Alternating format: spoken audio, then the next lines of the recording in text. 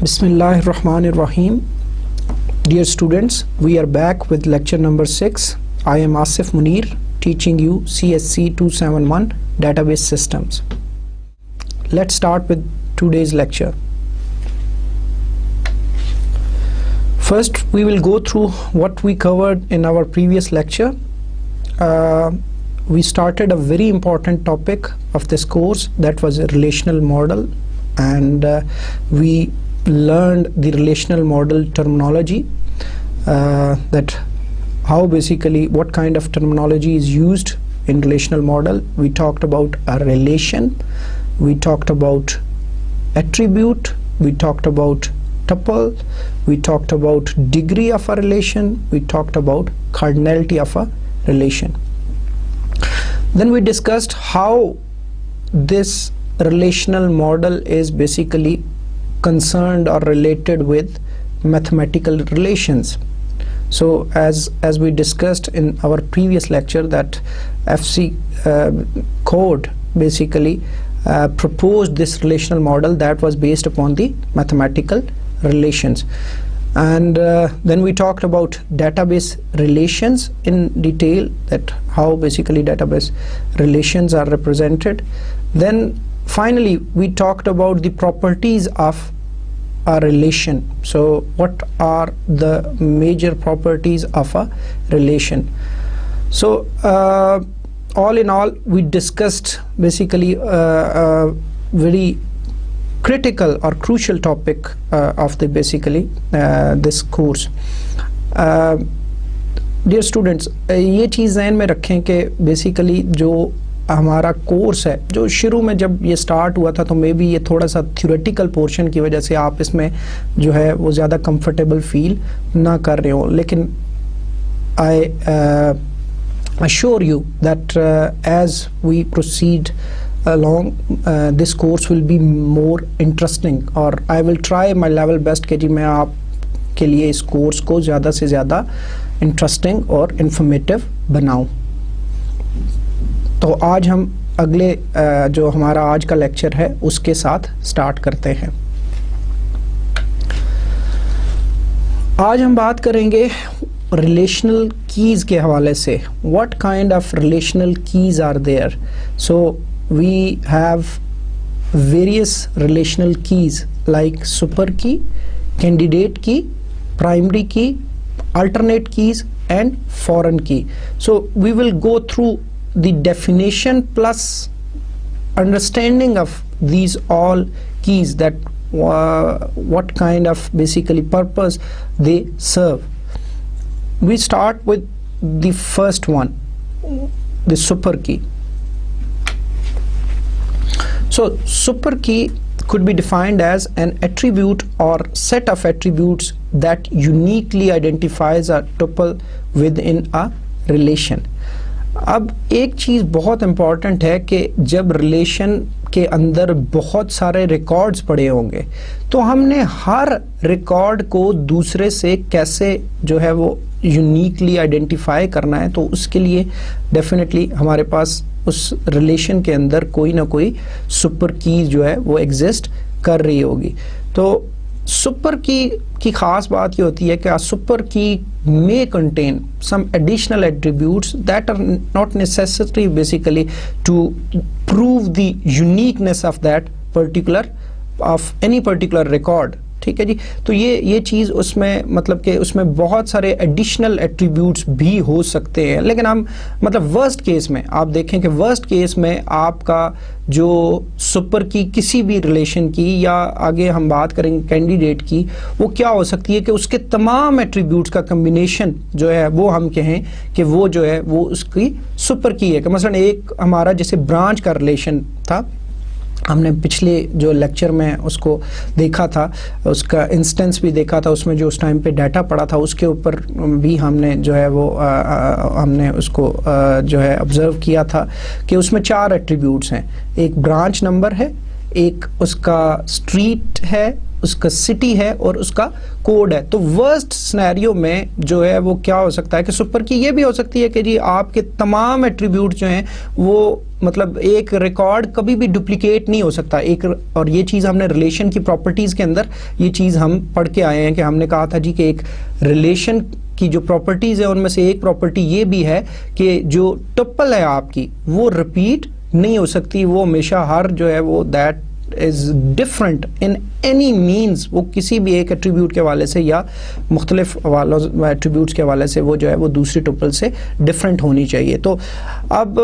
अगर हम branch relation को कंसिडर करें तो हमारी सुपर कीज़ पॉसिबल क्या क्या हो सकती हैं। मसलन हम कहें जी branch number, street, city, post code, ये सारे जो है ये हमारी एक सुपर की है, या हम कहें जी ब्रांच नंबर, स्ट्रीट और सिटी जो है ये हमारी सुपर की है, या ब्रांच नंबर और सिटी का कम्बिनेशन जो है ये हमारी सुपर की है, या ब्रांच नंबर और पोस्ट कोड जो है ये हमारी सुपर की के तौर पे काम कर सकती है। तो सुपर की डेफिनेशन इज़ वेरी सिंपल कि जी सुपर की जो है कोई भी ऐसे एट्रीब्यूट्स या सेट ऑफ एट्रीब्यूट्स दैट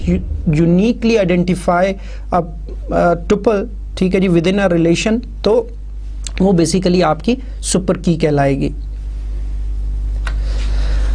अब हम बात करते हैं candidate key. Candidate key could be defined as a super key के such that no proper subset is a super key within the relation. ये तो इसकी फॉर्मल सी डेफिनेशन है, लेकिन एक चीज ध्यान में रखें कि जो कैंडिडेट की है, कैंडिडेट की इज अगेन अ सुपर की, और उस सुपर की का जो कोई भी सेट है that is no proper subset, या उसका एक सबसेट जो है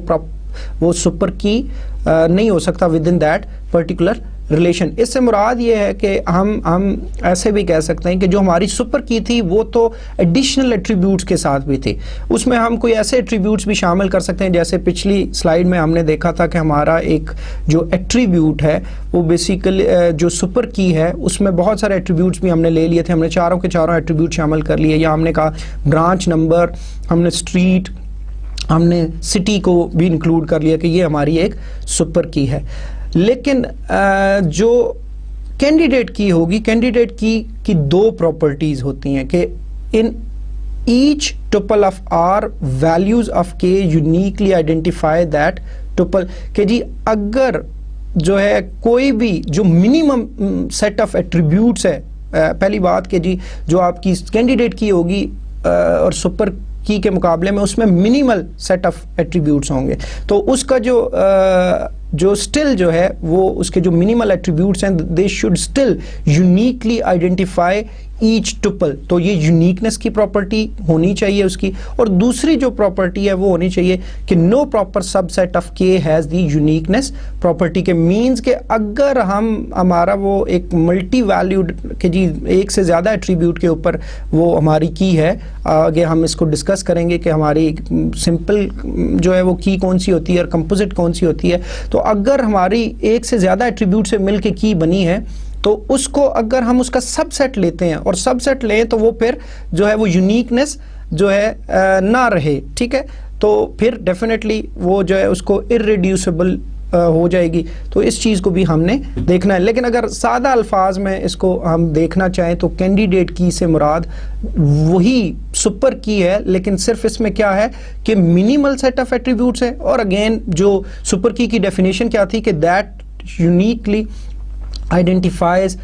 each tuple in a relation. अब जो कीज़ है, अब कैंडिडेट की बात करें तो जैसे आपको पता है कि मसलन कोई भी हम कैंडिडेट किसको कहते हैं, मसलन कैंडिडेट वो होता है जो किसी भी मसलन जैसे इलेक्शन होता है, इलेक्शन का एक कैंडिडेट होता है, तो इलेक्शन के कैंडिडेट से क्या मुराद होती है कि जो इलेक्शन कमीशन ने जो क्राइटेरिया सेट किया है उस क्राइटेरिया पे अगर वो फुलफिल कर रहा है तो वो उसका एक कैंडिडेट है लीगल। तो कैंडिडेट की भी क्या है कि एक सुपर की है लेकिन मिनिमल एट्रीब्यूट्स के साथ है, और वो जो क्राइटेरिया है कि जी क्राइटेरिया यही है कि वो हर रो को दूसरी रो से यूनिकली आइडेंटिफाई करे, ठीक है जी। तो अब हमने अपने किसी भी रिलेशन के अंदर जो भी हमारे गिवन एट्रीब्यूट्स होंगे उसमें से हमने खुद से आइडेंटिफाई करना होगा कि किस को हम एज अ प्राइमरी कैंडिडेट की जो है वो हम चूज करेंगे, या कौन सी पॉसिबल जो है चूज तो हम प्राइमरी की को करेंगे और प्राइमरी की हम आगे जाके डिस्कस करेंगे, लेकिन मतलब कौन कौन सी पॉसिबल ऐसे हमारे पास कॉम्बिनेशन है एक एट्रीब्यूट के या सेट ऑफ एट्रीब्यूट्स के जो कि जो है वो एज अ कैंडिडेट की काम कर सकते हैं, जो यूनिकली आइडेंटिफाई कर सकते हैं। तो अब जो की जो होती है वो दो तरह की हो सकती है, एक सिंपल की हो सकती है, और सिंपल की से सादा सी मुराद है कि जिसमें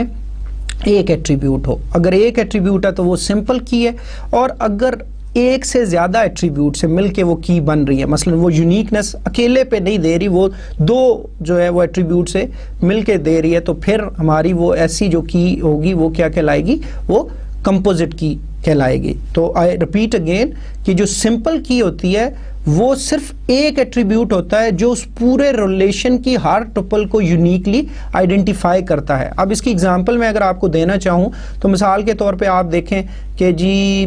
मसलन फ़र्ज़ करें हमारा एक स्टूडेंट का हमारे पास रिलेशन है, और उस स्टूडेंट के अंदर एक रिलेशन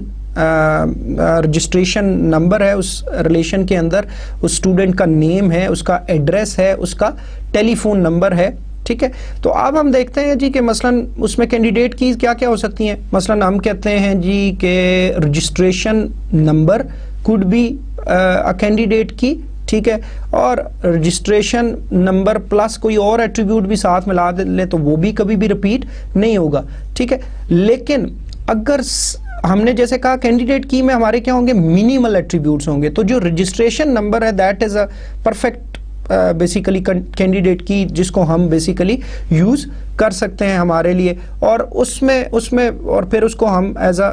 फिर हम देखेंगे कि हम उसको जब सिलेक्ट कर लेते हैं अपने टेबल के हवाले से, अपने रिलेशन के हवाले से, तो वो हमारा प्राइमरी की ही बन जाता है। उनमें से जो भी कैंडिडेट कीज पॉसिबल होती हैं उनमें से जो हम सिलेक्ट कर लेते हैं वो हमारी प्राइमरी की बन जाती है। लेकिन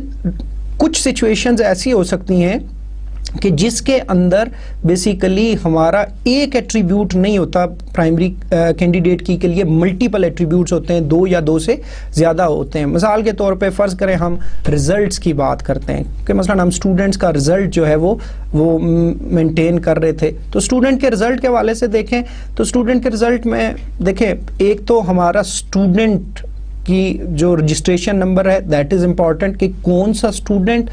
का बेसिकली किसका रिजल्ट है, तो एक रजिस्ट्रेशन नंबर हमें चाहिए, ठीक है। लेकिन जैसे आपको पता है कि एक स्टूडेंट तो मल्टीपल उसकी रजिस्ट्रेशन हो सकती हैं कि उसके कोर्सेज बहुत सारे हैं, तो अब स्टूडेंट के रजिस्ट्रेशन नंबर को तो हम एज अ जो है वो की के तौर पे नहीं ले सकते कैंडिडेट की, क्योंकि वो रिपीट होगी। अगर उसने 10 सब्जेक्ट्स लिए हैं तो वो 10 दफ़ा रिपीट होगा, ठीक है। अब इसी तरह अब इस चीज़ को आइडेंटिफाई करना कि उसने कौन सा कोर्स लिया है, किसके लिए ये उसका रिजल्ट है या रजिस्ट्रेशन है, तो वो कोर्स नंबर जो है वो आएगा। लेकिन अगेन कोर्स नंबर को सिर्फ जो है वो एज अ जो है वो कैंडिडेट की नहीं लिया जा सकता। क्यों? क्योंकि अब देखें एक कोर्स बहुत सारे स्टूडेंट्स लेते हैं तो वो चीज़ रिपीट होगी, तो उसको भी अलोन जो है वो नहीं लिया जा सकता। अब अगर हम उन दोनों को एज अ प्राइमरी की ले लें, कैंडिडेट की ले लें कि जी आपका जो स्टूडेंट रजिस्ट्रेशन नंबर है प्लस कोर्स नंबर है, इन दोनों को मिला के लें तो एक पॉसिबिलिटी ये भी है कि अगर उस बच्चे का अच्छा ग्रेड नहीं आया था, उसने एक दफ़ा कोर्स लिया तो अब उसकी रजिस्ट्रेशन आ गई हमारे टेबल के अंदर, तो अब हमने कहा हुआ है जी कि registration number plus course number जो है वो मिलके वो बनती है हमारी कैंडिडेट की। तो हम देखते हैं जी फ़र्ज़ करो उसका रजिस्ट्रेशन नंबर कुछ था 001 था और कोर्स जो था वो CSC 271 नहीं था, तो अब फ़र्ज़ करो वो कोर्स को रिपीट करता है ग्रेड को बेहतर करने के लिए, तो फिर वही एंट्री आएगी। अब हमने तो उसको कहा था कि ये कैंडिडेट की है, और कैंडिडेट की मींस के जी वो रेपिटिशन या दोबारा रिपीट नहीं हो सकती, तो वो उस सूरत में अब क्या होगा कि ये चीज़ भी पॉसिबल नहीं है। तो हमें देखना पड़ेगा कि ये दो एट्रीब्यूट से भी हमारा काम नहीं चल रहा, हम और कोई एट्रीब्यूट भी शामिल कर सकते हैं। मिसाल के तौर पे हम उसमें सेमेस्टर शामिल कर सकते हैं कि किस सेमेस्टर में वो रजिस्टर हुआ था, और डेफिनेटली एक सेमेस्टर के अंदर वो 2 दफ़ा जो है वो एक ही कोर्स को रजिस्टर नहीं कर सकता। तो मतलब ये इस तरह जो है वो बेसिकली आप देखते हैं कि आपकी कीज़ जो होती हैं वो सिंपल भी हो सकती हैं और कंपोजिट भी हो सकती हैं, लेकिन हम इसके ऊपर बहुत ज़्यादा अगले लेक्चर्स में इंशाल्लाह डिस्कशन करेंगे। लेकिन फ़िलहाल के लिए इतना ही काफ़ी कि हमारी जो की हो सकती है वो सिंपल भी हो सकती है और कंपोजिट भी हो सकती है। अब एक और इम्पॉर्टेंट चीज़ कि जो इंस्टेंस ऑफ अ रिलेशन है that can not be use to prove the uniqueness. मिसाल के तौर पे बाज़ औक़ात अब ये चूँकि डिज़ाइन के हवाले से भी कुछ चीज़ें हैं कि मसलन हम जब एक रिलेशंस बना रहे होते हैं और फ़र्ज़ करो हमारे पास कुछ डाटा है रिलेशंस के अंदर, टेबल्स के अंदर पड़ा हुआ है, मसलन ऑलरेडी जो हम किसी भी ऑर्गेनाइजेशन के लिए बना रहे थे तो हमने उस रिलेशन बनाया उस डाटा को देख के और उसमें वो डाटा रख दिया। अब सिर्फ उस डाटा को देख के जो है हम ये नहीं कह सकते कि ये वाली जो है ये हमारी प्राइमरी कैंडिडेट की हो सकती है। क्यों? क्योंकि हो सकता है कि इन फ्यूचर जो है वो जो है आपका वो कैंडिडेट की ना रहे। और कैंडिडेट की सबसे इंपॉर्टेंट फीचर क्या है कि मिनिमल सेट ऑफ एट्रीब्यूट्स हों जो भी पॉसिबल हैं, और दूसरी बात यह है कि वो रिपीट ना हो, वो यूनिक रहे हर टुपल के लिए। तो अब मिसाल के तौर पे फ़र्ज़ करें अगर हमें कोई एक टेबल में डाटा दिया हुआ है और फ़र्ज़ करें कि उसमें नेम्स हैं, ठीक है, वो रिपीट नहीं हो रहे, ठीक है जी, अब स्टूडेंट के नेम ही हैं, तो उस डाटा को और फर्ज करें उसमें 10 स्टूडेंट दिए हुए हैं और हर एक का नेम जो है वो डिफरेंट है, तो उस डाटा के बेस के ऊपर तो हम ये डिसीजन ले सकते हैं कि उस इंस्टेंस के ऊपर कि जी हाँ नेम रिपीट नहीं हो रहा तो name could be used as a candidate key. लेकिन हम अगर ये सिनेरियो जहन में रख लें कि फ़र्ज़ करो कुछ अरसे बाद एक और स्टूडेंट आ जाता है जो ऑलरेडी एक नाम का स्टूडेंट है, उसका नाम भी वही है, तो फिर अब क्या होगा कि ये जो है वो रिपीट हो जाएगा। तो आपने इस चीज़ को एंटिसिपेट करना होता है कि जो आपने कीज़ आइडेंटिफाई करनी होती हैं वो अभी current instance of the database या रिलेशन के हवाले से नहीं आइडेंटिफाई करनी होती, बल्कि फॉर ऑल टाइम्स करनी होती हैं कि ये जो यूनिकनेस है ये हमेशा जो है कोई भी मतलब जो आपके सिनेरियोज हैं आप उनको एंटिसिपेट करके कि ये हमेशा जो है वो यूनिक रहेगी ये चीज़। अब अगर ब्रांच रिलेशन के अंदर देखें तो ब्रांच रिलेशन की एग्जांपल मैं आपको देना चाहूँगा। तो ब्रांच में हमारे पास 4 एट्रीब्यूट्स थे। एक एट्रीब्यूट था ब्रांच नंबर, जो कि हमने डाटा के वाले से भी देखा कि जी ब्रांच में कोई भी ब्रांच नंबर रिपीट नहीं होगा। स्ट्रीट था हमने देखा, लेकिन स्ट्रीट एड्रेस आपको पता है कि बाज़ औक़ात रिपीट हो सकते हैं कि एक इस शहर में भी वही स्ट्रीट है, किसी दूसरे शहर में भी वही स्ट्रीट है। इसी तरह सिटी का अगर हम इंस्टेंस हमने उस ब्रांच के टेबल का देखा हो तो सिटी में हमने देखा था कि लंदन में 2 हमारी ब्रांचेस है, तो सिटी कुड बी रिपीटेड कि एक बड़ा शहर है तो उसके अंदर बहुत सारी ब्रांचेस हो सकती हैं, तो सिटी को तो हम एज अ कैंडिडेट की नहीं ले सकते। और उसके बाद था हमारा पोस्ट कोड। तो post code is again a candidate की कि जी हम कह सकते हैं कि पोस्ट कोड भी मसलन एक फ़र्ज़ करें हर एक सर्टन एरिया में एक ब्रांच है तो वो डेफिनेटली हो सकता है कि उसका पोस्ट कोड अपना होगा और किसी दूसरे का हमेशा अपना होगा। बाकी सिटी भी रिपीट हो सकता है और स्ट्रीट भी हो सकता है। तो सिर्फ 2 ही एट्रीब्यूट्स हमारे पास ऐसे हैं जो एज अ कैंडिडेट की काम कर सकते हैं, और हमने कहा था मिनिमल एट्रीब्यूट्स, तो इसलिए हम ब्रांच नंबर और पोस्ट कोड जो है ये 2 हमारे एट्रीब्यूट्स ऐसे हैं जो they can act as a basically candidate key. अब कैंडिडेट की जैसे मैंने पहले भी आपको बताया कि कैंडिडेट की से मुराद ये है कि वो तमाम एलिजिबल हैं, ठीक है, कि वो जो है वो यूनिकनेस प्रोवाइड कर सकते हैं। तो अब लेकिन हमने ये देखना होता है कि हमने अपने रिलेशन को जो बेस्ट पॉसिबल है, जिसके बारे में हमें कंप्लीटली हम श्योर हों, ताकि हम फिर उसको as a primary key select कर लेते हैं। तो बहुत सारी अब डिपेंड करता है, हो सकता है बाज़ रिलेशन के अंदर आपकी एक ही कैंडिडेट की और वही एज अ प्राइमरी की भी बने, और बाज़ आपके रिलेशंस के अंदर हो सकता है मल्टीपल आपके पास कैंडिडेट कीज़ हों और फिर उनमें से जो एक आप सिलेक्ट कर लेते हैं टू प्रोवाइड यूनिकनेस, वो फिर आपकी प्राइमरी की बन जाती है। तो आप प्राइमरी की को डिफाइन करना चाहें तो how it could be defined, it could be defined as candidate key selected to identify tuples with uniquely within relation. तो हम जो हमारे पास पॉसिबल कैंडिडेट कीज हैं उनमें से जो हम सिलेक्ट कर लेते हैं और जो डिफाइन कर देते हैं हम अपनी डाटा डेफिनेशन के अंदर, उस रिलेशन की डेफिनेशन के अंदर कि ये जो हमारा एट्रीब्यूट है ये एक्ट करेगा एज अ प्राइमरी की, तो that becomes a primary key. तो अगर हम ब्रांच के रिलेशन के हवाले से बात करें तो जो ब्रांच का हमारा रिलेशन है, ब्रांच के रिलेशन के अंदर जैसे हमने पिछली स्लाइड में देखा था कि हमने दो एट्रीब्यूट्स को आइडेंटिफाई किया था एज कैंडिडेट कीज, ठीक है, और उसमें भी हमने ये अज्यूम किया था कि हमारा जो पोस्ट कोड है वो कभी भी मतलब दो ब्रांचेस के लिए एक जैसा नहीं हो सकता, कि मतलब डेफिनेटली वो इतने फासले पे होंगी ब्रांचेस के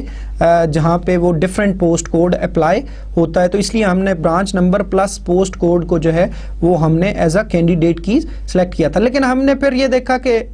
पोस्ट कोड के बजाय चूंकि हम हर ब्रांच को एक यूनिक नंबर असाइन कर रहे हैं तो वो हमारे लिए ज्यादा अप्रोप्रिएट है, और हमने ब्रांच नंबर को जो है वो सिलेक्ट कर लिया उस कैंडिडेट की में से एज अ प्राइमरी की। तो अब जो प्राइमरी की आपकी बन गई है वो क्या बन गई है, ब्रांच नंबर। तो अब आपने इसी तरह मतलब अपने जो भी आपके रिलेशंस होंगे, अब ये चीजें अगेन आई रिपीट कि जी मैं जैसे हम डिज़ाइन में आगे जाएंगे तो हम इन चीज़ों को फिर बहुत, लेकिन अभी इस टाइम पे आपको जस्ट इनकी डेफिनेशंस के हवाले से पता होना चाहिए कि जी हमारी जो बेसिक्स जो है अगर क्लियर होंगी तो आगे जो डिज़ाइन है उसको समझने में जो है ये बहुत अहम किरदार होगा इन सारी बेसिक्स का। तो इसलिए इन बेसिक कॉन्सेप्ट्स को अगर आप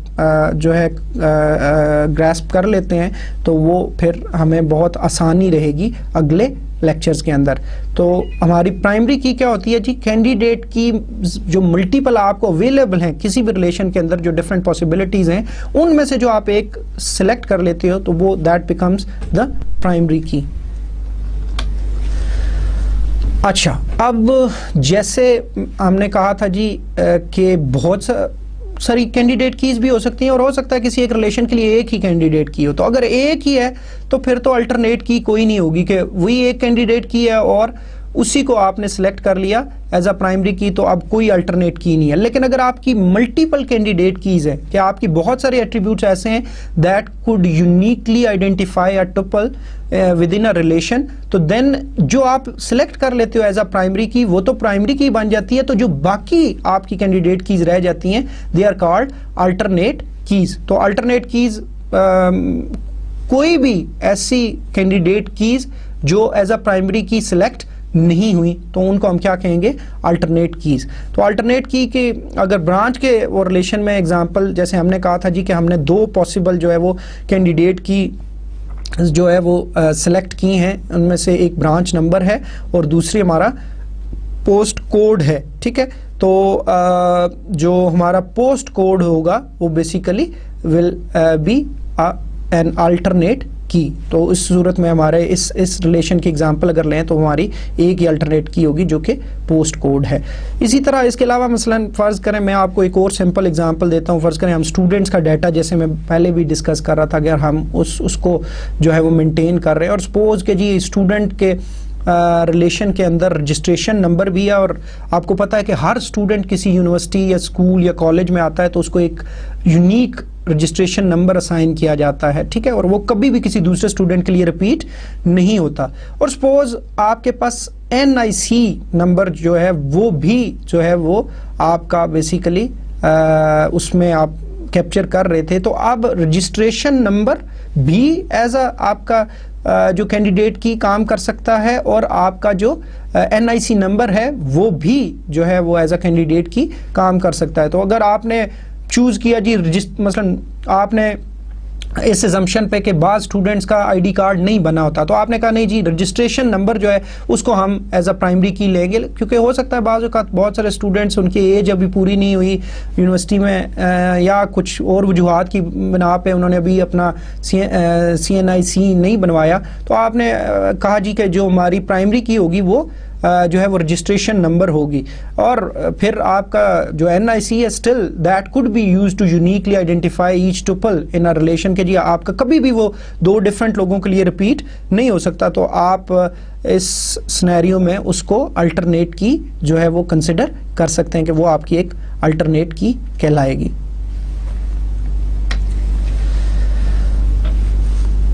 अगली जो की है दैट इज़ वेरी इंपॉर्टेंट और वो है फॉरेन की। अब फॉरेन की के हवाले से ये इम्पॉर्टेंट है कि फॉरेन की इज़ बेसिकली यूज्ड, अगर आपको मेरे पिछले लेक्चर्स थोड़े से जहन में हों तो हमने कहा था जी मुख्तलिफ जो जब हम अपने सिस्टम को डिज़ाइन करते हैं डेटाबेस सिस्टम्स को, तो हम देखते हैं कि जो मुख्तलिफ एंटिटीज़ हैं वो सिस्टम में क्या होंगी और उन एंटिटीज़ का रियल लाइफ में जो है उस सिस्टम में एक्चुअली रिलेशनशिप क्या है, तो उन रिलेशनशिप को भी हम डिस्कस करते हैं। जैसे हमने, अगर आपको याद हो, हमने 3 जो ऑब्जेक्ट बेस्ड हमारे डाटा मॉडल थे, हमने कहा था जी उसमें हम क्या डिस्कस करते हैं, हम कहते हैं जी कि कौन सी एंटिटीज़ होंगी, उनके हर एंटिटी के एट्रीब्यूट्स कौन कौन से होंगे जिनके बारे में हम इंफॉर्मेशन कैप्चर करने में इंटरेस्टेड हैं, और तीसरी बात हमने कही थी कि उन एंटिटीज़ के दरमियान आपस में रिलेशनशिप क्या होगा। तो ये फॉरेन की जो है ये बेसिकली आपका रिलेशनशिप को ही रिप्रेजेंट करती है। तो अब हम जो है वो देखते हैं कि ये कैसे रिलेशनशिप को जो है वो रिप्रेजेंट करती है और इसकी डेफिनेशन क्या है, और फिर हम इसको समझने की कोशिश करते हैं। तो foreign key could be defined as attribute और set of attributes within one relation that matches candidate key of some relation, कि जी वो एक ऐसा एट्रीब्यूट या सेट ऑफ एट्रीब्यूट्स होता है जो कि मैच करता है एक और रिलेशन की कैंडिडेट की के साथ। तो what does it mean basically, अब इसको समझने के लिए हम एक एग्जांपल का सहारा ले लें जो हमने देखा था कि जो स्टाफ और ब्रांच का रिलेशन है, तो वो हमें चीज़ें ज़्यादा आसानी के साथ समझ आ जाएंगी। तो अब इसमें पहली बात कि जो फॉरेन की होती है that is used to represent relationship between different relations के उनके दरमियान क्या रिलेशन है। तो अगर हम देखें तो स्टाफ और ब्रांच का जो हमारा रिलेशन था, अगर इन दोनों को देखें तो जो ब्रांच है, ब्रांच का रिलेशन, उसके अंदर एक एट्रीब्यूट है ब्रांच नंबर जो कि which is acting as a primary key. अब जो आपकी प्राइमरी की ब्रांच नंबर है that is being repeated into staff relation, तो वो आपके स्टाफ में रिपीट हुई है। तो स्टाफ में क्यों रिपीट किया उसको या इंक्लूड किया, वो इसीलिए किया कि हम स्टाफ और ब्रांच के दरमियान एक रिलेशनशिप एग्जिस्ट करता है कि जी हर ब्रांच के अंदर बहुत सारा जो स्टाफ है they work in a specific branch. तो अब हमने क्या किया कि हमने जो ब्रांच नंबर का जो एट्रीब्यूट है we included that attribute into staff relation, ताकि हम उस जो रियल लाइफ का एक आपका सिनेरियो था या एक रिलेशनशिप था जो किसी ब्रांच और स्टाफ के दरमियान एग्जिस्ट करता है, हमने उसको रिप्रेजेंट करना था। तो हमने क्या किया, ब्रांच नंबर को हमने उसके अंदर इंक्लूड कर लिया। तो अब जो भी स्टाफ होगा वो बेसिकली जो ब्रांच नंबर की वैल्यू जो उसको असाइन होगी वो हमेशा जो ब्रांच का रिलेशनशिप है उसमें से ही होगी, और जो ब्रांच के रिलेशनशिप में ब्रांच की नंबर की बेसिकली कोई भी वैल्यूज पॉसिबल दी हुई हैं वो उन्हीं में से जो है वो बेसिकली कोई वैल्यू उसको असाइन होगी। तो बेसिकली अब इसको इन अदर वर्ड्स हम इस तरह भी कह सकते हैं कि जी जो स्टाफ रिलेशन के अंदर जो ब्रांच नंबर है that is a foreign key, that is acting as a foreign key, और वो उसके साथ बेसिकली जो आपका ब्रांच का रिलेशन है उसके साथ एक रिलेशनशिप को मेंटेन कर रहा है, that is the home relation of branch number, जिसमें वो एक्ट कर रहा होता है most probably as a primary key या कैंडिडेट की के तौर पे।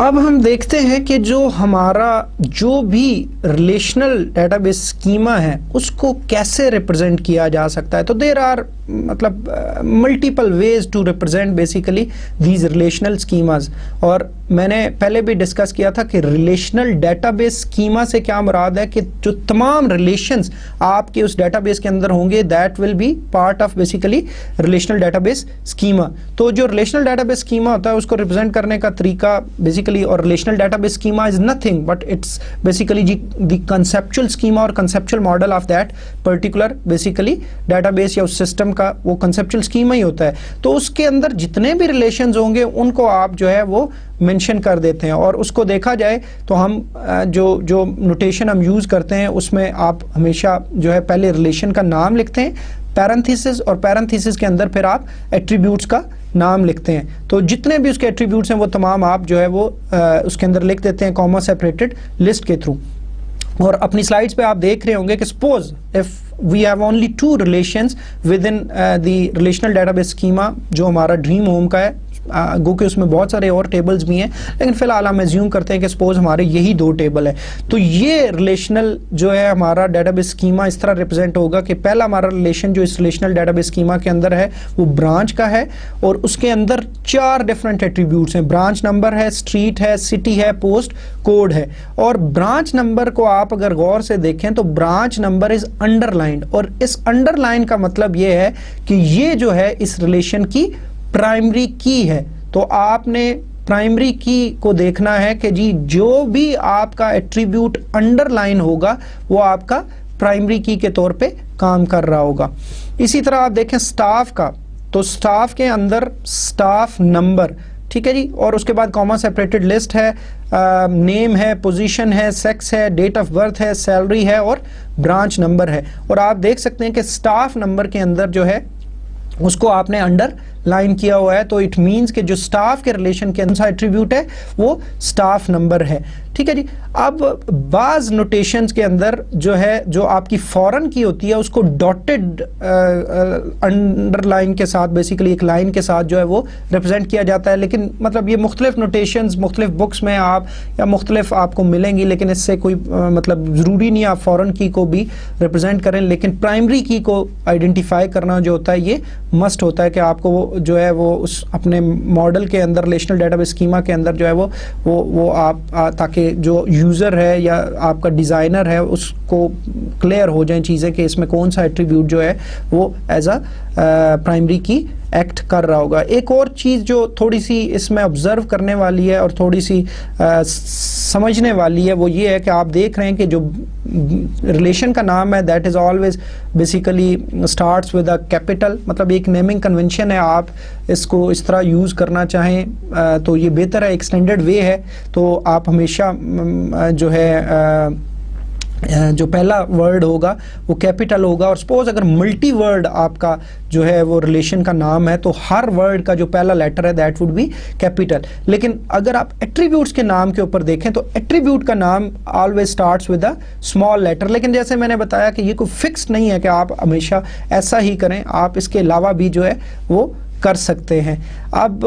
उसके बाद जो अगली चीज़ देखने वाली है कि अभी तो हमने सिर्फ एक चीज़ डिस्कस की कि जी सिंपल की के हवाले से बात की कि जी आपकी फ़र्ज़ करें अगर सिंपल की है तो what would be the case in a composite key. और कंपोजिट की आपको मैंने पहले भी बताया था कि कंपोजिट की से मुराद क्या होती है कि आपकी जब की मल्टीपल एट्रीब्यूट से बनी हो, एक से ज़्यादा एट्रीब्यूट से बनी हो, 2 से मिलके बनी हो, 3 से मिलके बनी हो, तो व्हाट यू कुड डू कि जी आपकी तमाम जो एट्रीब्यूट्स हैं that are part of the primary key आप उन सबको अंडरलाइन करेंगे। तो जो भी एट्रीब्यूट्स होंगे उनको अंडरलाइन करेंगे तो it would be very clear कि जी ये तमाम जो है वो मिल के एज अ कम्बिनेशन जो है वो जो है प्राइमरी की के तौर पे काम कर रहे हैं।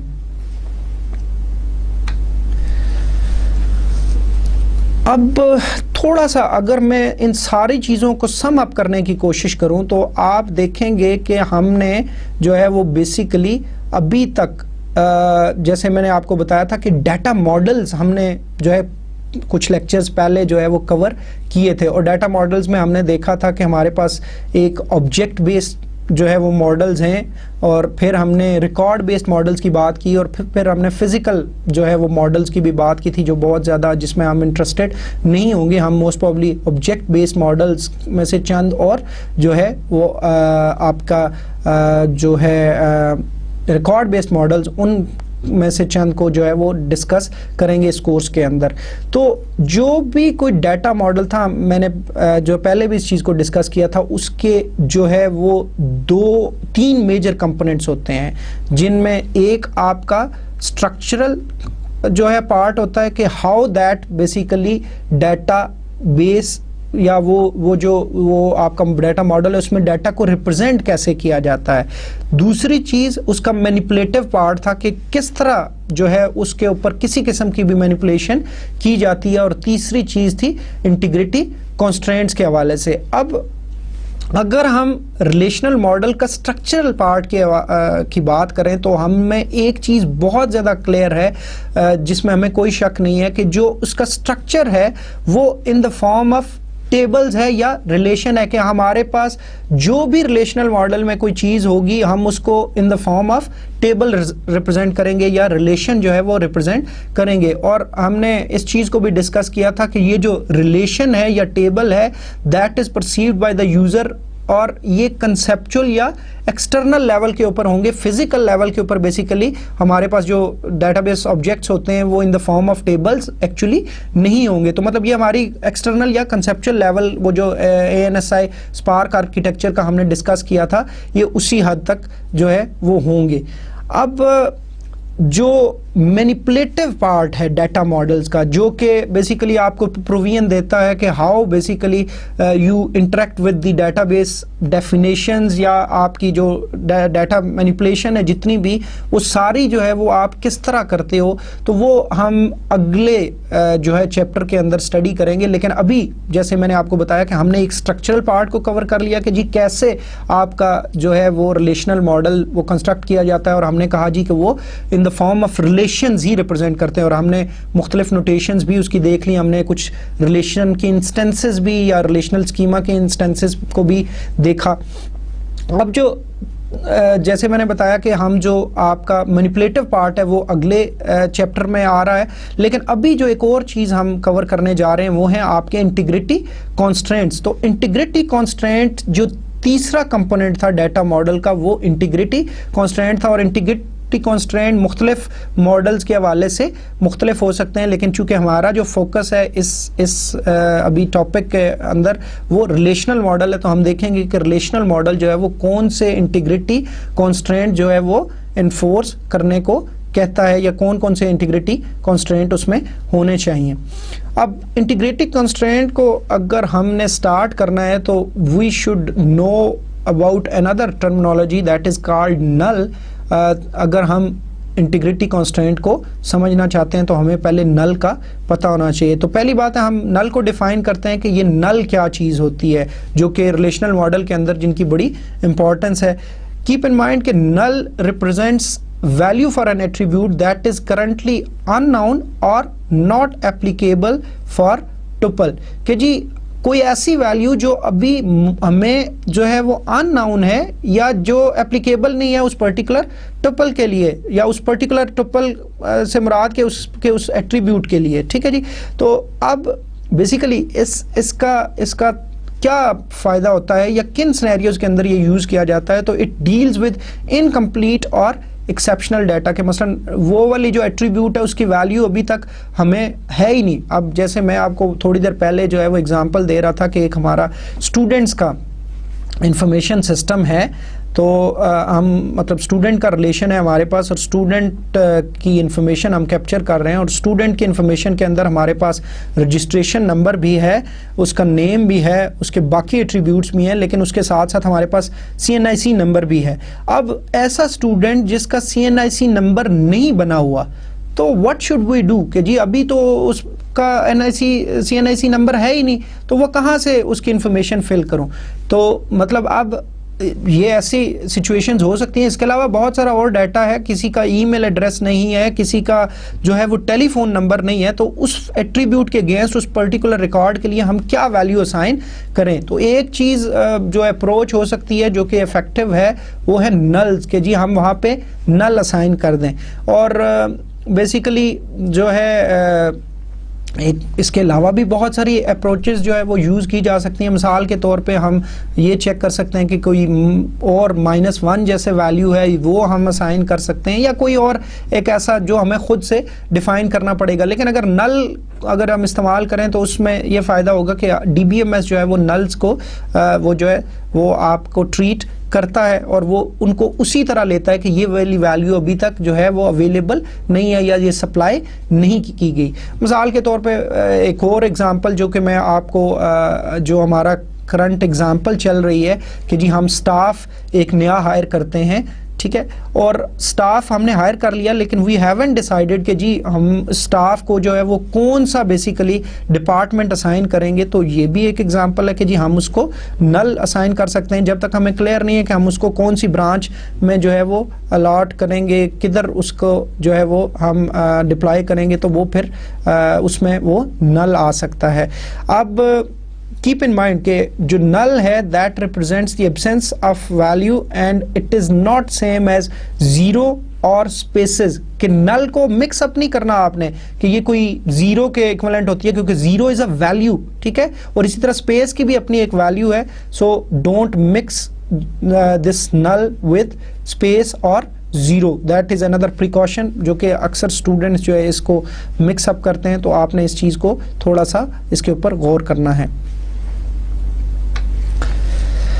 अच्छा, there could be many different types of integrity constants, और बाज़ जो है वो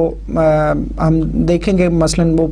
उन जो आपके डाटा मॉडल्स हैं उनके स्पेसिफिक हो सकते हैं, लेकिन चूंकि हमारा फोकस जो डिस्कशन का है that is relational data model, तो हम जो इंटीग्रिटी कॉन्स्टेंट्स की बात करेंगे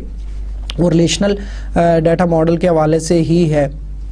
अब रिलेशनल मॉडल के हवाले से देखें तो कुछ कॉन्स्टेंट्स का तो हम ऑलरेडी जिक्र करके आए हैं। अगर आप याद करें तो हमने डोमेन्स की बात की थी, तो आपने देखा था कि कोई भी हम डोमेन डिफाइन करते हैं तो हम उसमें जो है वो डिफाइन करते हैं कि ये किस डाटा टाइप का होगा, कि जी ये कैरेक्टर होगा या इंटीजर होगा या कोई और डेट फॉर्मेट डेट होगी या कोई और मतलब उसकी जो भी वैल्यू हो सकती है। फिर हमने मसलन फर्ज करें हमने कहा था जी कि जो हमारा ब्रांच है वो कैरेक्टर होगा, लेकिन मैक्सिमम जो कैरेक्टर्स हैं वो कितने उसमें हम असाइन कर सकते हैं, 4 कर सकते हैं। तो इट मीन्स कि कोई भी जो ब्रांच है वो जो है वो 5 कैरेक्टर्स की वैल्यू की नहीं हो सकती, या 5, 6 या उससे ज़्यादा नहीं हो सकती। तो वो जो कितने कैरेक्टर की एटमोस्ट हो सकती है वो 4 कैरेक्टर्स की हो सकती है। और अगर हम स्पेसिफाई कर दें कि जी B001 से लेके B999 तक होगी तो फिर तो उसके अलावा कोई उसमें से वैल्यूज़ नहीं आ सकती। अब अच्छा, मैं आपको एक और चीज़, अब पहली बात है कि हम इस टॉपिक को तो डिस्कस कर रहे हैं, तो इस कि थोड़ी सी मैं आपको इंपॉर्टेंस भी बता दूं कि ये इंटीग्रिटी कॉन्स्ट्रेंट्स का मकसद क्या होगा। पहली बात है, integrity constraints will help basically to ensure the data consistency या उसकी एक्यूरेसी जो है उसमें जो है हमारी हेल्प करेंगे। कि मिसाल के तौर पे हमने कह दिया जी कि और कि जी ब्रांच हमारी 4 कैरेक्टर्स की हो सकती है, और जो ब्रांच की वो रेंज है वो B001 से लेके B999 तक हो सकती है। तो अब जितनी भी अब ये देखें कि इंटीग्रिटी कॉन्स्टेंट जो है वो पहले ही हमें डिफाइन करने चाहिए, ताकि जब भी उसमें कोई डाटा एंटर करें तो अगर वो डाटा उस डोमेन या उस कॉन्स्टेंट्स को फॉलो नहीं करता, उनको वायलेट करता है, तो उसी टाइम पे वो जो है हमें क्लियर हो जाए और वो एरर जो है वो डिटेक्ट हो जाए कि हम कोई गलत डाटा एंटर कर रहे हैं। अदरवाइज ये अगर हमने डाटा एंटर कर दिया और बाद में कॉन्स्टेंट्स लगाए तो फिर हमारा उसका वो हमें फ़ायदा नहीं होगा। इसके अलावा हम और भी कॉन्स्टेंट्स के हवाले से बात करेंगे कि मसलन फ़र्ज़ करो जी कि आपका एक, मैंने जैसे पहले डिस्कस किया था कि एक सेशनल 1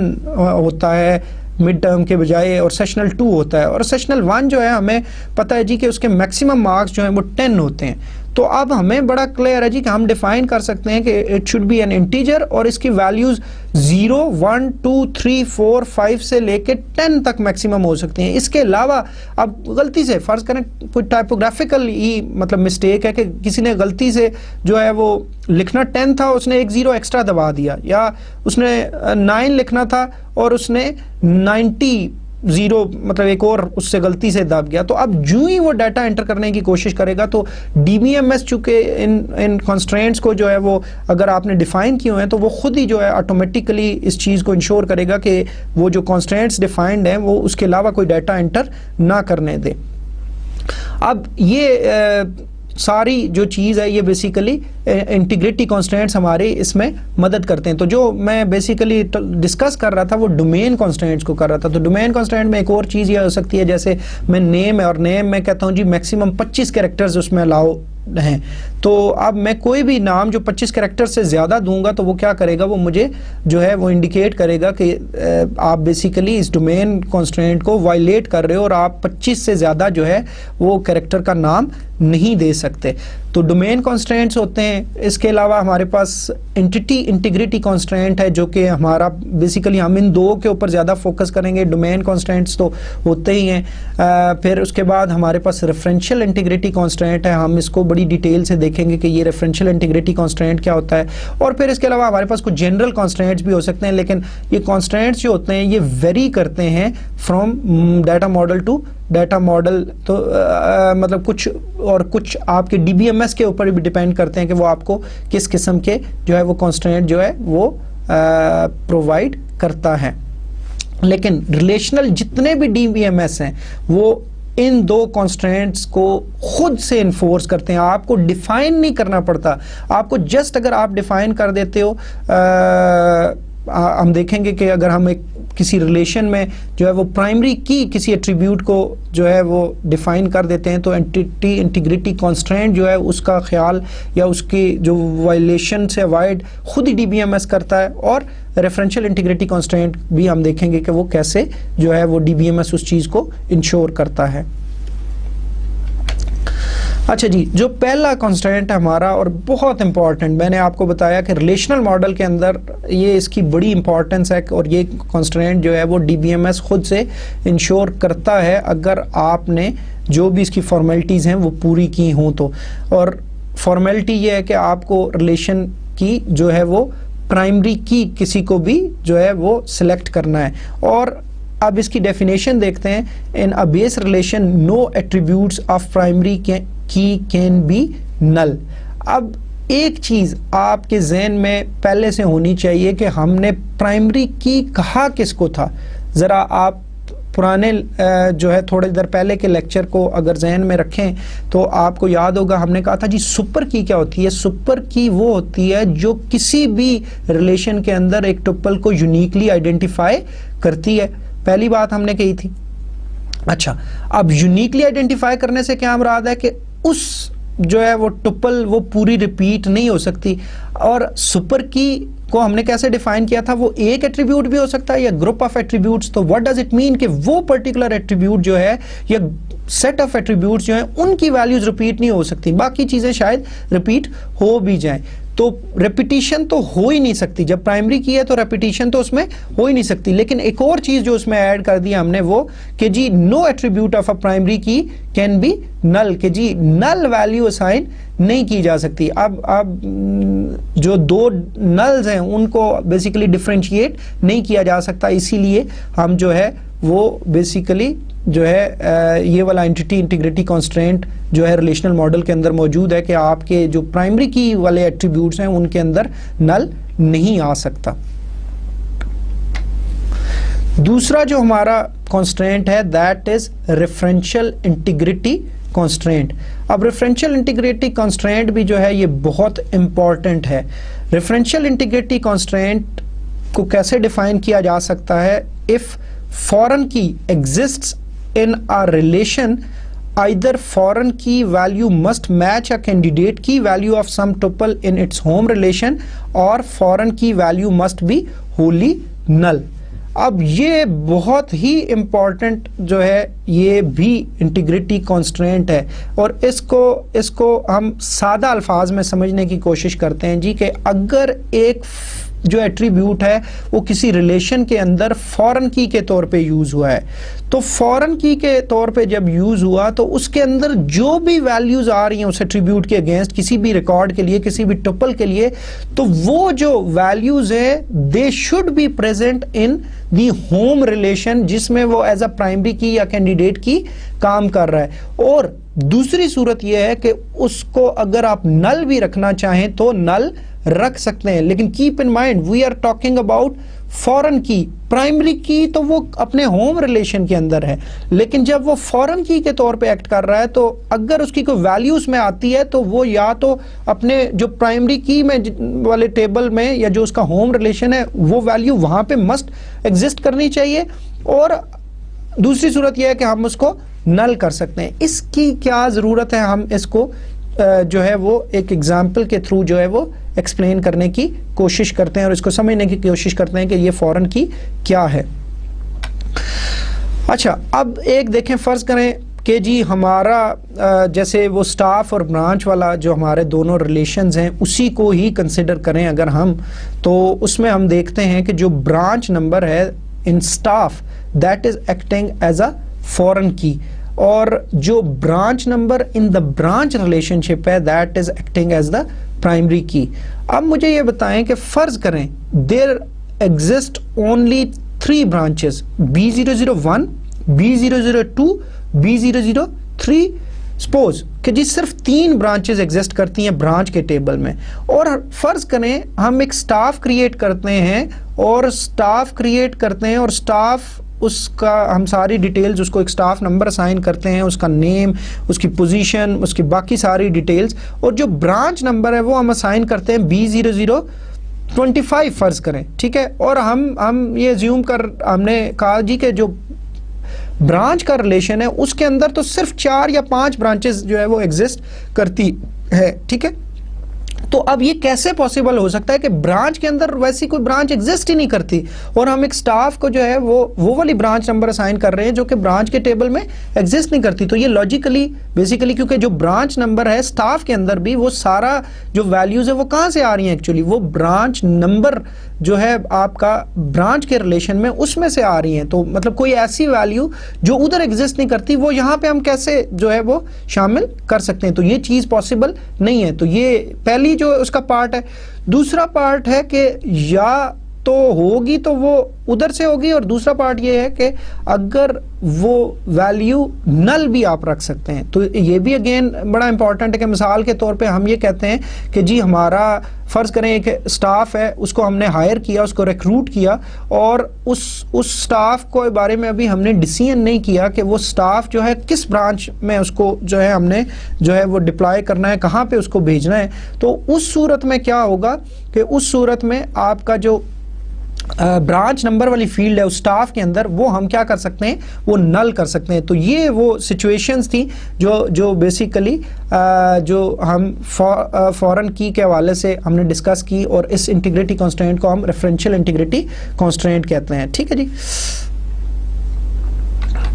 अच्छा, अब इस डायग्राम की मदद से भी जो है हम इसको समझने की कोशिश करते हैं। फ़र्ज़ करें देखें ब्रांच के रिलेशन में हमारे पास सिर्फ B005, B007, B003, B004 या B002 दिया हुआ है, और फ़र्ज़ करें SL41 जो आखिरी हमारी टपल है स्टाफ के अंदर, अगर उसके ब्रांच नंबर में हम B025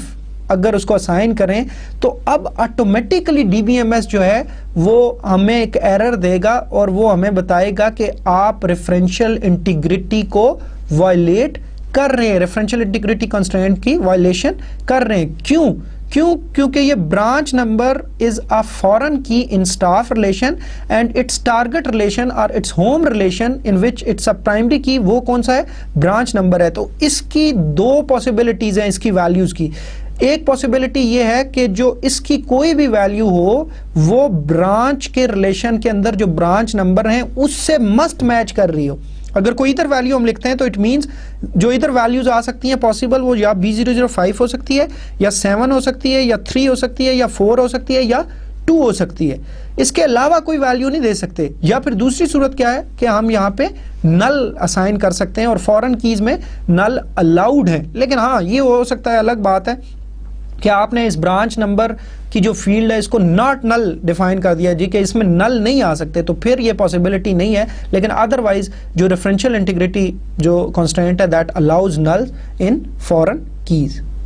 आई होप कि आपको ये इस एग्जांपल के बाद जो है वो रेफरेंशियल इंटीग्रिटी कॉन्स्टेंट का जो है वो मामला क्लियर हो गया होगा। और एंटिटी इंटीग्रिटी कॉन्स्टेंट तो जो है वो वैसे ही बहुत सिंपल सा है कि आपकी जो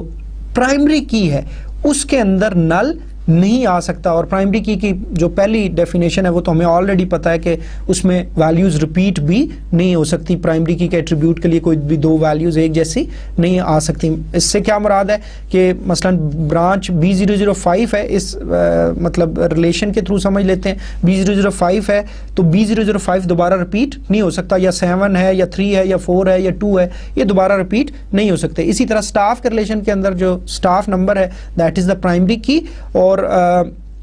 जो स्टाफ नंबर हैं वो कोई भी दो जो आपके एम्प्लॉय हैं, स्टाफ हैं, उनके लिए रिपीट नहीं हो सकता। ये जो है ये आपका एंटिटी इंटीग्रिटी कॉन्स्ट्रेंट है। अब जैसे मैंने आपको बताया कि आप और भी कॉन्स्ट्रेंट्स डिफाइन कर सकते हैं, लेकिन ये वाले जो कॉन्स्ट्रेंट्स हैं ये बाय डिफ़ॉल्ट DBMS इस चीज़ को इंश्योर करता है। और अगर आपने प्राइमरी की और फॉरेन कीज़ अपने जो है डाटा डेफिनेशंस रिलेशन की उसमें डिफ़ाइन किए हुए हैं, तो अब आपको कुछ काम करने की ज़रूरत नहीं है। गो कि आप अगर किसी भी एट्रीब्यूट के लिए ये कॉन्स्ट्रेंट्स जो है वो लगाना चाहें तो लगा सकते हैं, लेकिन आपको खुद से ये डिफ़ाइन करना पड़ेगा। लेकिन रिलेशनल मॉडल की ख़ास बात यही है कि वो ये खुद से जो है वो जितने भी रिलेशनल डाटाबेस मैनेजमेंट सिस्टम होंगे जो रिलेशनल मॉडल के ऊपर बेस करते हैं, वो आपके इन कॉन्स्ट्रेंट्स को खुद से इन्फोर्स करेंगे। आपको जस्ट प्राइमरी की और फॉरेन कीज़ जो है वो डिफ़ाइन करना होंगी।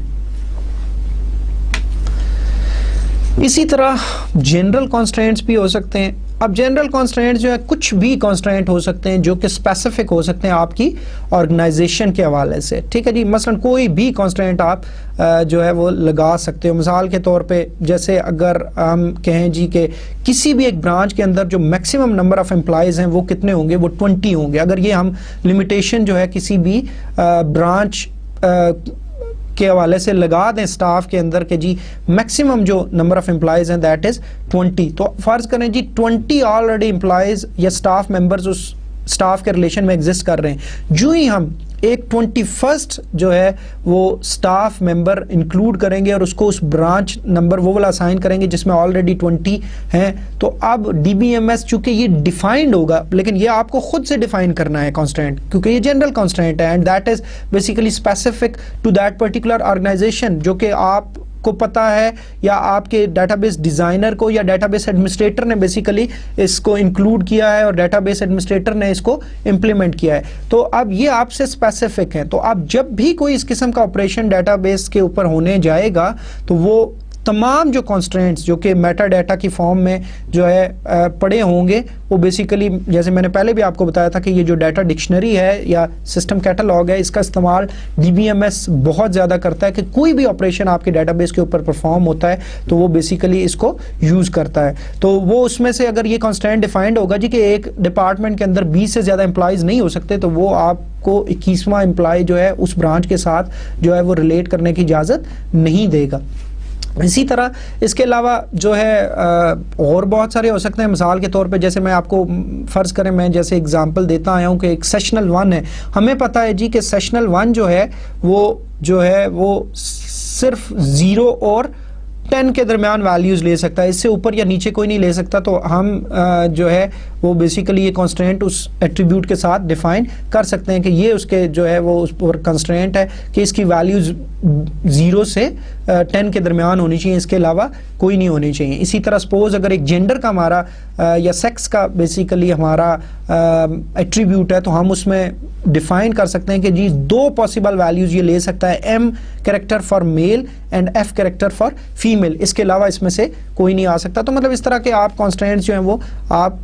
जो है कोई भी डिफाइन करना चाहें तो वो आप डिफाइन कर सकते हैं।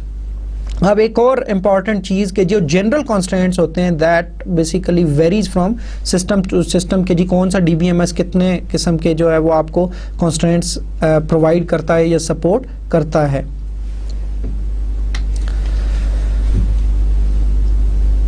अगला जो हमारा टॉपिक है इस लेक्चर के हवाले से और जो लास्ट टॉपिक हमारा इस चैप्टर का भी और इस लेक्चर का भी, वो है व्यूज़। व्यूज़ हमने दूसरे चैप्टर में जो हमारा 3 लेवल आर्किटेक्चर था ANSI स्पार्क का, उसमें हमने व्यूज़ डिस्कस किए थे और हमने कहा था जी एक्सटर्नल व्यूज़ होंगे, इसी तरह कंसेप्चुअल व्यूज़ होंगे और हमने कहा था इंटरनल व्यूज होंगे, लेकिन वो व्यूज और ये व्यू थोड़ा सा डिफरेंट है। तो हमने मतलब इसको जो है थोड़ा सा स्लाइट डिफरेंस है इसके और उसके दरमियान, कि ये व्यूज डेफिनेटली, ये व्यू भी, उधर व्यू हमने एक्सटर्नल व्यूज किसको कहा था, कि हमने कहा था जी हर यूजर के स्पेसिफिक जो डाटा उसको हम प्रोवाइड करना चाह रहे हैं वो बेसिकली, या जो जिसमें वो इंटरेस्टेड है, हम सिर्फ उसको उतना ही दिखाएंगे। लेकिन ये व्यूज़ निस्बतन थोड़े से जो है वो डिफरेंट हैं, और इसको समझने के लिए हमें पहले दो जो है वो टॉपिक्स को या दो जो है टर्मिनोलॉजीज़ को समझना ज़रूरी है। पहले जो हमारी टर्मिनोलॉजी है या जो हमारा टर्म है जो हमें समझने की ज़रूरत है वो है बेस रिलेशन। एक बेस रिलेशन को कैसे डिफाइन किया जाता है? It's a named relation corresponding to an entity in conceptual schema whose tuples are physically stored in database. What does it mean? कि कोई भी जो बेस रिलेशन है that belongs to an entity जिसकी डेफिनेशन उस कैटलॉग के अंदर पड़ी हुई है और उसकी टुपल्स जो हैं वो फिजिकली स्टोर्ड हैं डेटाबेस के अंदर। तो इस किस्म का जो हमारा रिलेशन है उसको हम क्या कहते हैं? बेस रिलेशन कहते हैं। लेकिन जो व्यू होता है हमारा, व्यू जो है वो इस बेस रिलेशन से डिफरेंट होता है। और व्यू को हम कैसे डिफाइन कर सकते हैं? It's a dynamic result of one or more relational operations operating on the base relations to produce another relation. कि हम बेस रिलेशंस के ऊपर किसी किस्म का भी कोई ऑपरेशन परफॉर्म करें, हम देखेंगे कि बहुत सारे ऐसे ऑपरेशंस हैं जो हम बेस रिलेशंस के ऊपर परफॉर्म कर सकते हैं। हो सकता है एक रिलेशन के ऊपर परफॉर्म कर रहे हैं या बहुत सारे रिलेशंस के ऊपर परफॉर्म कर रहे हैं। तो अब जो रिजल्ट आएगा that will be again a relation. तो रिलेशनल मॉडल की एक और खास बात ये भी है कि रिलेशंस के ऊपर जब भी आप कोई ऑपरेशन परफॉर्म करेंगे the result will be another relation. लेकिन कीप इन माइंड कि जो ये रिलेशन है जो कि किसी ऑपरेशन के नतीजे में एग्जिस्टिंग रिलेशंस या बेस रिलेशंस के ऊपर जब आपने कोई ऑपरेशन परफॉर्म किया और आपको रिजल्ट मिला तो that will be called a view. तो व्यू को इन अदर वर्ड्स एक वर्चुअल रिलेशन भी कहते हैं। A view is sometimes called a virtual relation, और virtual relation या view could be defined as कि जी that does not necessarily exist in the database but can be produced upon request by a particular user at the time of the request।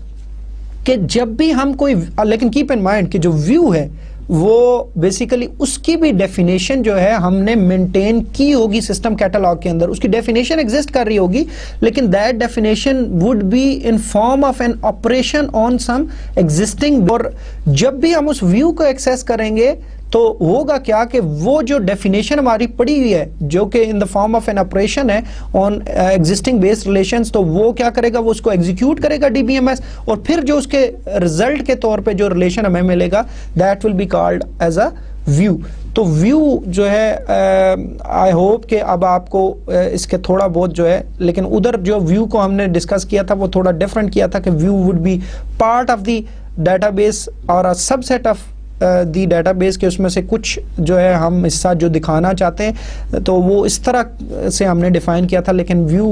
के हवाले से अब आई hope कि इधर जो views हैं relational model के अंदर थोड़ा सा डिफरेंट है इस हवाले से।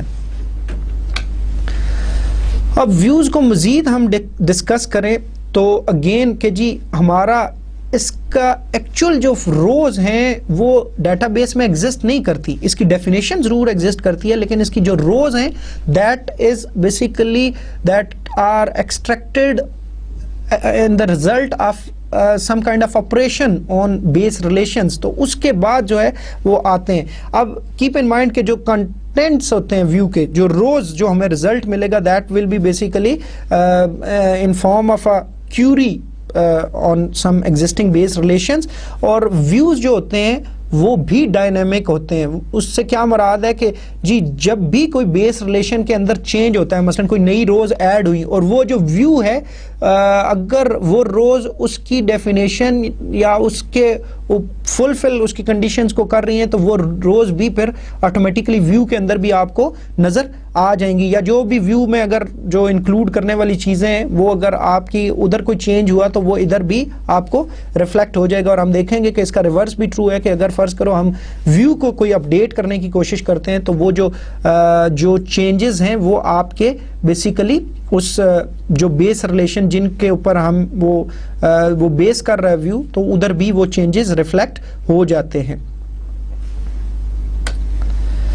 व्यूज के पर्पस के हवाले से बात करें तो व्यूज का बड़ा इंपॉर्टेंट पर्पस है और ये बड़े मल्टी, जिस तरह उधर हम 3 लेवल आर्किटेक्चर में हमने देखा था, बिल्कुल उसी तरह जो है ये हमें कुछ खास किस्म की जो फैसिलिटीज प्रोवाइड करते हैं। पहली इनकी जो फैसिलिटी है दैट इज कि जी they are very powerful and basically it's a very powerful mechanism, या ये आपका एक प्रोविजन है, फीचर है जो कि आपको रिलेशनल डेटाबेस मैनेजमेंट सिस्टम भी प्रोवाइड करते हैं। और दूसरी बात यह है कि ये एक सिक्योरिटी एक तरह की आपको प्रोवाइड करते हैं। और सिक्योरिटी अगेन कि जी आपको जब आप व्यू को एक्सेस कर रहे हो तो यू डोंट नो कि जी एक्चुअल रिलेशंस उसमें कौन कौन से इन्वॉल्व हैं, उसके अंदर कितने एट्रीब्यूट्स हैं। आपको डायरेक्ट एक्सेस तो डेटाबेस ऑब्जेक्ट्स के दी नहीं जा रही, ठीक है। तो it basically hides certain parts of the database from the certain users। तो जिनको हमने जो कुछ दिखाना है हम उस टाइप के व्यू जो है उनके लिए क्रिएट कर लेते हैं, बाकियों को हम जो है वो इंफॉर्मेशन एक्सेस नहीं करने देते।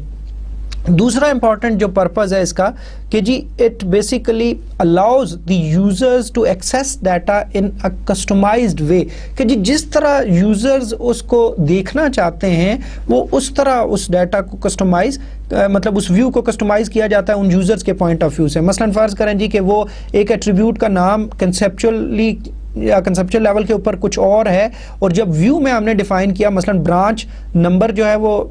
जिस तरह लिखा हुआ था BRANCH नंबर NO, तो हम ब्रांच और स्पेस दे के नंबर्स पूरा NUMBERS दिखाना चाहें तो वो पूरा दिखाएगा। अगर नेम है तो हम उसको स्प्लिट करके फर्स्ट नेम और लास्ट नेम इस तरह भी दिखा सकते हैं। तो मतलब जिस किस्म का बेसिकली फॉर्मेट में, या डेट का फॉर्मेट है तो अगर एक डेट ऑफ बर्थ है तो वो डेट अगर देखना चाह रहा है तो हम उसको जो है वो एक खास जिस तरह के फॉर्मेट में वो यूज़र देखना चाह रहा है उसको उस फॉर्मेट में दिखा सकते हैं। इसी तरह हम कुछ एट्रीब्यूट्स जो है वो डिराइव भी कर सकते हैं जो कि बेसिकली फिजिकली एग्जिस्ट नहीं कर रहे होंगे, लेकिन वो उस व्यू में हम डिफाइन कर सकते हैं। जैसे मैंने आपको पहले लेक्चर्स में भी डिस्कस किया था कि जी हम डेट ऑफ बर्थ से एज कैलकुलेट करके उसको दिखा देते हैं, ठीक है। तो इस किस्म की सारी सिचुएशंस जो है वो हम व्यूज़ के थ्रू अचीव कर सकते हैं। और तीसरी और इम्पॉर्टेंट बात कि जी हम एक जो कम्प्लेक्स ऑपरेशंस हैं may be that was involving multiple जो है रिलेशंस, लेकिन अगर हमने एक व्यू क्रिएट कर लिया और हम यूज़र को उस व्यू तक एक्सेस दे दें तो वो जो जितनी कम्प्लेक्सिटी है that will be hidden from the user, और उसको वो ऐसे समझ रहा होगा कि जैसे वो एक ही रिलेशन के ऊपर जो है वो ऑपरेशन परफॉर्म कर रहा है। मसलन एक डाटा ऐसा था जो मल्टीपल टेबल्स में से वो सिलेक्ट होके आ रहा है या कोई और इस किस्म का ऑपरेशन है, तो वो उसको जो कम्प्लेक्स पोर्शन है वो हमने उससे हाइड कर लिया। हमने जस्ट एक टेबल बना दिया जिसमें वो सारी चीज़ें उस व्यू के अंदर हमने एक व्यू क्रिएट कर दिया और उस व्यू के थ्रू वो सारी चीज़ें मल्टीपल टेबल्स में से वो जो है वो एक्सेस कर सकता है। लेकिन जब वो उस व्यू को एक्सेस करता है तो बेसिकली बिहाइंड द सीन्स वो ऑपरेशन जो है वो परफॉर्म हो रहे होते हैं कि कैसे मल्टीपल टेबल्स में से डाटा एक्सट्रैक्ट किया जाता है। तो ये जो है बेसिकली सारे जो हैं ये पर्पस हैं व्यूज़ के, और व्यूज़ आप देखेंगे कि it's a very powerful feature of the relational database जो है आपका मॉडल का। अब व्यूज़ जो होते हैं ये बेसिकली एक्सटर्नल मॉडल को सपोर्ट कर रहे होते हैं। व्हाट डज इट मीन कि जी आपकी मसलन फ़र्ज करें कि जी आप, जैसे मैंने आपको बताया कि आप एक यूज़र ग्रुप है उसको आप मल्टीपल टेबल्स में से डाटा दिखाना चाह रहे हैं। जैसे आप मसलन फ़र्ज़ करो जी कि आप एक जो यूज़र ग्रुप है उसको ये दिखाना चाह रहे हो कि जी हर ब्रांच के साथ उसके ब्रांच मैनेजर्स भी दिखाना चाह रहे हो कि जी कौन उसका मैनेजर है, तो वो आप अब कुछ एक स्पेशल ऑपरेशन जो है आपको परफॉर्म करना पड़ेगा उन टेबल्स के ऊपर, ठीक है जी, तो वो आप दिखा सकते हो। इसी तरह आप कुछ स्टाफ है उसको आप बाकी सारी डिटेल्स तो स्टाफ की शो करना चाह रहे हो लेकिन उसकी सैलरीज नहीं शो करना चाह रहे, ठीक है, तो ये बेसिकली ये भी आपके व्यूज़ इसको सपोर्ट करते हैं। इसी तरह हम मसलन जो एट्रीब्यूट्स के नाम हैं, जैसे मैंने पहले भी बताया था कि वो एक्चुअली जो है रिलेशन के अंदर और तरह से डिफाइंड है, लेकिन आप उसको जो है उधर जो आप व्यू में दिखा रहे हो वो कुछ और तरह है। जैसे आपको ब्रांच नंबर की मैंने एग्जांपल दी थी कि ब्रांच नंबर को आप ब्रांच नंबर इस तरह स्लाइड्स पे आप देख रहे हैं कि इस ब्रांच नंबर को व्यू के अंदर आप ब्रांच नंबर पूरे के साथ जो है वो पूरा टेक्स्ट लिख के रिप्रेजेंट कर सकते हो। तो ये सारी चीज़ें बेसिकली व्यूज़ जो है आपको इसमें सपोर्ट करते हैं। अब व्यूज़ के एक और जो है, अब हम इन तमाम चीज़ों को देखें तो एक तरह से आपको अगेन याद आ जाएगा कि जो हमारे व्यूज़ हैं वो हमें डाटा इंडिपेंडेंस प्रोवाइड कर रहे हैं और लॉजिकल डाटा इंडिपेंडेंस प्रोवाइड कर रहे हैं। तो लॉजिकल डाटा इंडिपेंडेंस कैसे प्रोवाइड कर रहे हैं कि जी आप मसलन मतलब आप अगर कंसेप्चुअल स्कीमा को रीऑर्गेनाइज करते हो तो स्टिल मतलब व्यूज़ आर वेरी हेल्पफुल अगर आपने व्यूज़ को यूज़ किया हुआ है। तो मसलन फॉर एग्जांपल आप देखते हो कि आपने एक न्यू एट्रीब्यूट ऐड कर दिया एक रिलेशन के अंदर कंसेप्चुअल स्कीमा पे जाके, और आपके जो ऑलरेडी व्यूज़ क्रिएटेड थे they don't basically need that particular attribute जो कि आपने नया ऐड किया है, तो then your views will not be affected basically by this new attribute that has been added to the relation. इसी तरह फर्ज करो कि जी आपका एक एग्जिस्टिंग बेस रिलेशन था, आपने उसको स्प्लिट कर दिया या रीऑर्गेनाइज कर दिया, तो अब आप क्या करोगे कि बेसिकली आप के जो व्यूज हैं वो हो सकता है इफेक्ट हो, लेकिन आप क्या कर सकते हो कि आप अगेन जो है एक नया व्यू क्रिएट कर लो जो कि उस नए वो जो स्प्लिट है या रीऑर्गेनाइज्ड कंसेप्चुअल स्कीमा है उसके मुताबिक हो, ताकि जो यूज़र है उसको कोई इससे प्रॉब्लम ना हो, वो उसी तरह डाटा को एक्सेस कर रहा हो जैसे वो पहले कर रहा था, ताकि ये तमाम चीज़ें जो है वो हाइड की जा सकें यूज़र से।